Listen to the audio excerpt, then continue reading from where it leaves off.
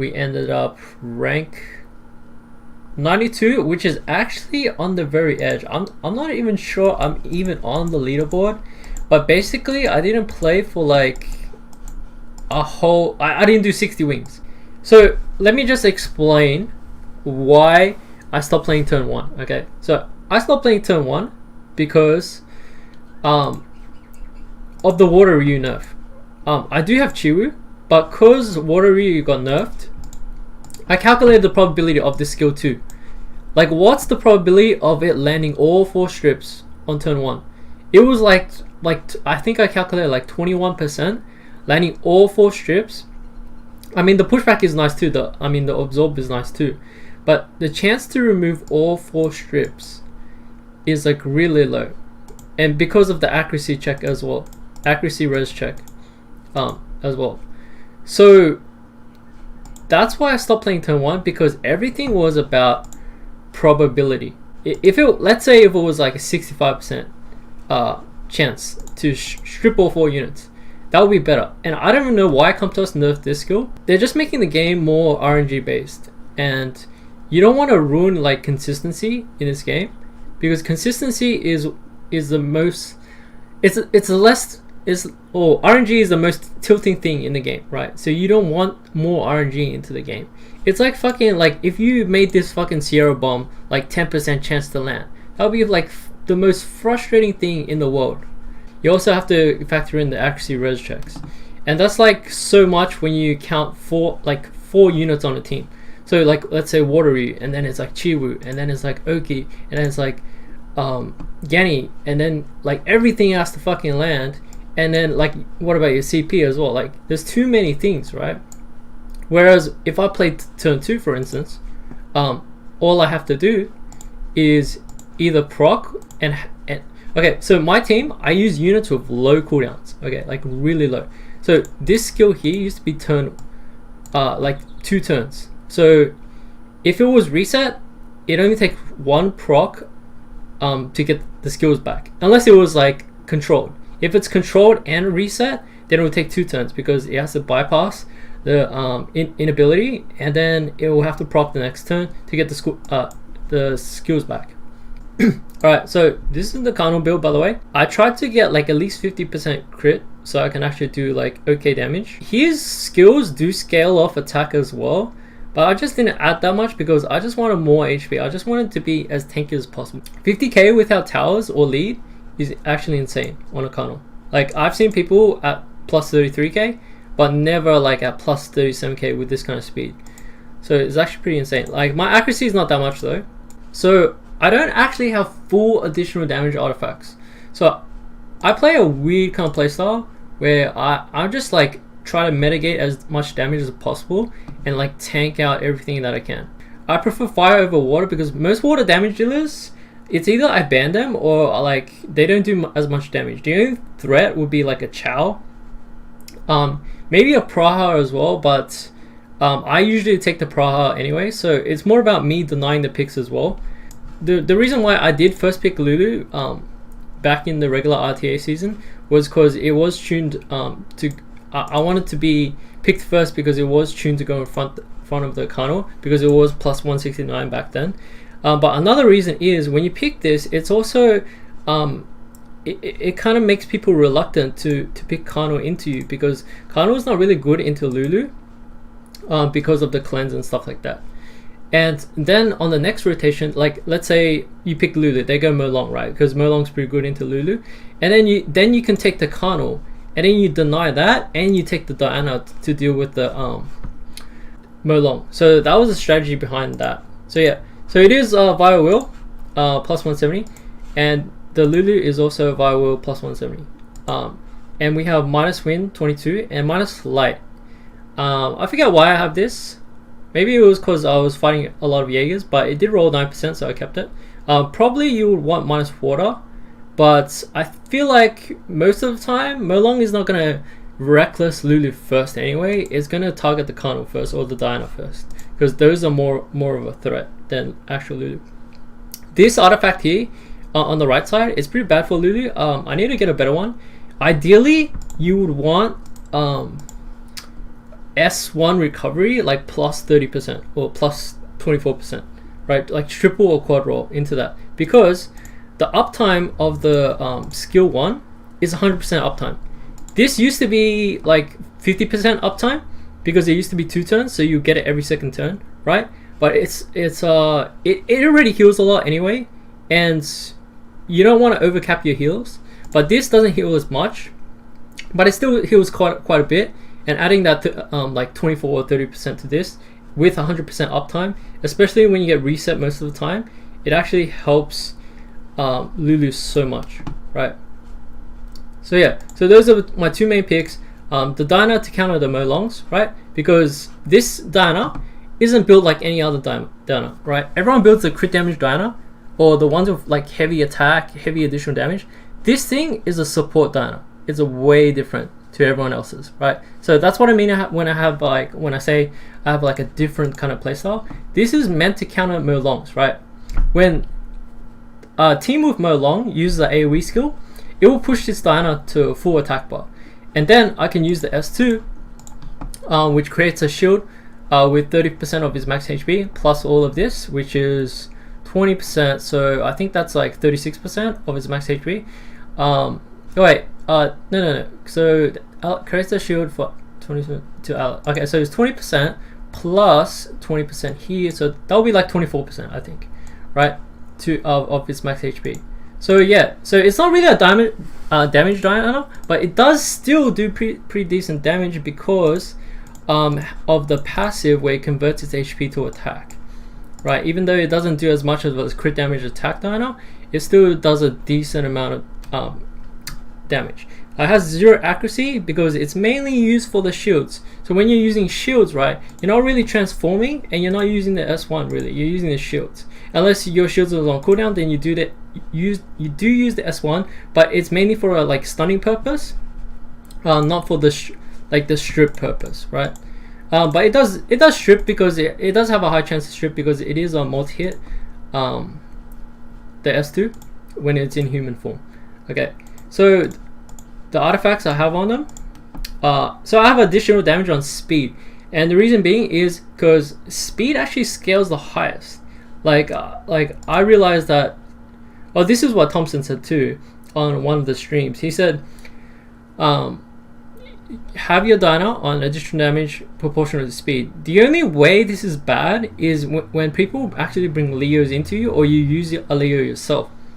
Then your damage gets capped. So this actually means nothing when there's a Leo, right? Or it actually means something, but it means way less than it is, right? So yeah, that's the reason why I have additional damage on speed, because it actually scales higher. And even though it's not meant to do damage, it does have decent damage because of those artifacts. And like, what else can you put on this besides like minus fire, right? What else can you put over here besides like accuracy skill 2, accuracy skill 1, like, you know, damage mitigation, like crit damage mitigation? Like, what else can you put on here? Like, there's nothing else pretty much. So yeah, those are my 3 picks. And then I'll use double oracles. So the reason why I use double oracles is when people actually take the Carnal, these 2 oracles actually deal with this so well, because Carnal S2 actually deals with Juno pretty well, but because it has so many fucking debuffs, right? Juno just heals for days, it can stun it, and it's also on revenge. So like, Revenge Despair can stun the Carnal and just delay its turn that later. These 2 are more similar in the sense of they are both used to counter the Carnal. If they ban one, you still have the other one, right? The reason why Praha is really good is because this skill here allows you to come back into the game. It relieves so much pressure off your team, because let's say for instance, it's turn 1, okay? There's a Molong on the other side. I don't have my Diana, okay? What if I AoE strip everyone, right? And then I proc into a sleep. Then you actually prevent them from actually killing all your units, while you can set up whatever you want. You can set up pushbacks, you can set up stuns, you can set up immunity, you can heal back to full. You can prevent that Molong from sniping your units, right? And that's why it's so good. It allows you to relieve so much pressure, and especially in a meta where it's like Molong Carnal, right? So like, that's why Praha is like so good, right? And they're both 1 speed apart, except for the reason that This is on Despair Revenge, and this is on Vile Revenge, right?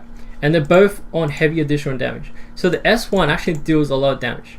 So in a meta where there's CP and like Okigani, and even the buff segment right now, even if you get reset, right, you still have the S1 that does a lot of damage, gives you rotations, gives you attack bar, reduces cooldowns.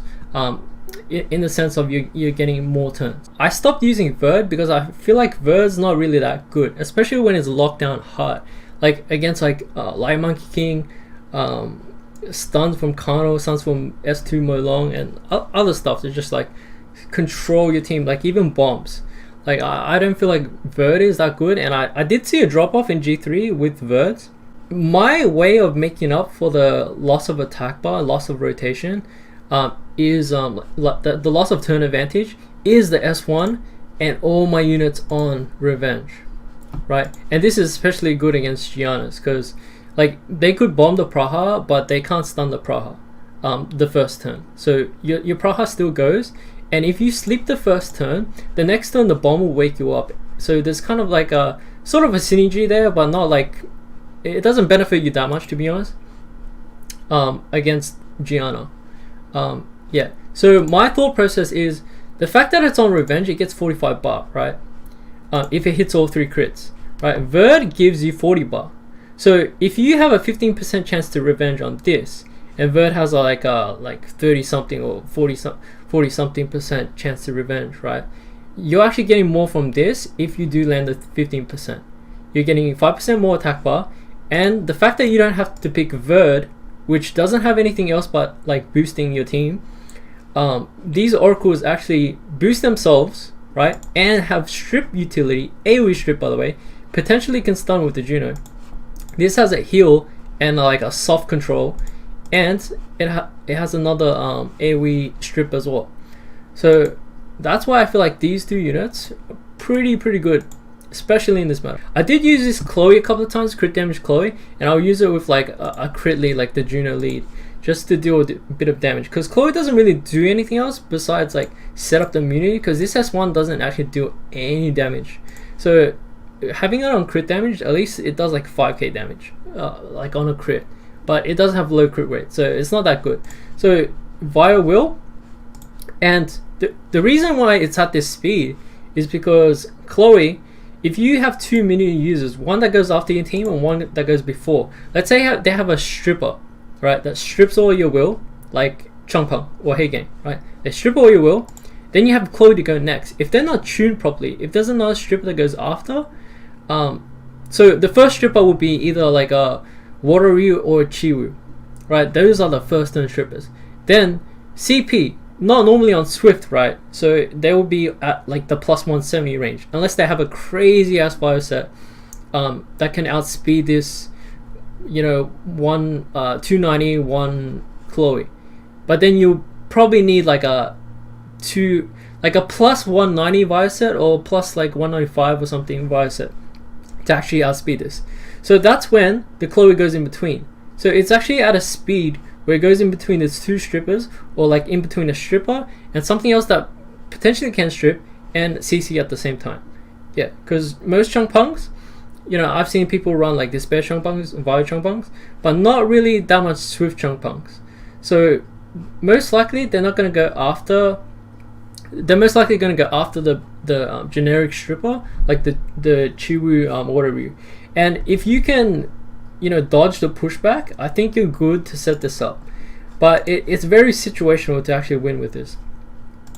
And then you got the Rika, the Liebly combo. So Fatal Will and the Spare Will. Really tanky, as tanky as possible, 85 accuracy. Right, that's all you need. And plus 100 speed, around there. Should be fine on a Rika. And basically the purpose is a 5th pick. A 5th pick, no enemy AoE immunity or cleanse, right? And you got the game won. So they're really good against, like, you know, Ada Rag Molly, especially because, okay, against Ada, bombs will be better because bombs ignore defense, right? And you know, Ada's like a defense-based monster with high defense and lower HP, right? But against the heavier HP monsters, right? Rika's S3, the dots are actually 5% of max HP, so the dots actually do more damage. So it just depends on the situation. You could draft both, But the bad thing about it drafting, like, if you do draft both, the last two picks, let's say this was Rika and this was Cian, then because I showed the Rika, he could pick double immunity at the end. But let's say it was the other way around. Let's say I'm on this side where I pick Rika, Cian, he could still last pick immunity and already have immunity here or something, right? So it's a bad situation there. Like, that's the bad thing about like having picking them both at the same time. But sometimes it needs to be done, and you have to just risk it, and hopefully they only have one immunity, so you can just ban it out. And Antares is for the drafts where it's like Gani, Chiwu, Changpeng, like, you know, even though Chiwu S2 is actually pretty good against Antares, Antares just wrecks those kind of teams, like even Savannah's and Diana's as well. But it's not really good into Sierra, even though it's fight against wind. The bombs actually control, anything control just fucks over Antares. So like heavy control like Oki, Sierra. Leo's to block the cleavers. So Poseidon, against Poseidon, Savannah, it can really help too. Or anything cleave where you need the first turn and you need this to be a force ban on a fifth pick. So this thing is on Vionem and just has heavy crit damage. This Gani here, max AC and plus 211 speed. This is actually on Swift. So the reason why it's at 324 speed is because, let's say that 24 is significant because I'm gonna assume people are sort of at 300 speed and they have a 24 lead, right? So I can potentially outspeed a team that's like around 300 speed and with a 24 lead. And the reason why the Ganymede is used is because Seal Magic into a non-will unit can win you the game. And I've watched a lot of replays where there's a lot of Bastets and a lot of like players that don't have will on their units, maybe because of Gianna's, but maybe because they don't actually have will runes, and this has won me games because of it. Right, I played this Han Gianna +1, and my Gani actually outsped his team when he was using a 30 lead. It outsped his Gianna, and I reset his Gianna and won the game from that. So, by the way, this is before the Sekhmet buff, so Sekhmet could possibly be better, but the reason why Gani is good is if there are multiple units off will, then Seal Magic actually pushes back more than one. And it deals with more than one unit, right? Where Sekhmet only deals with one unit.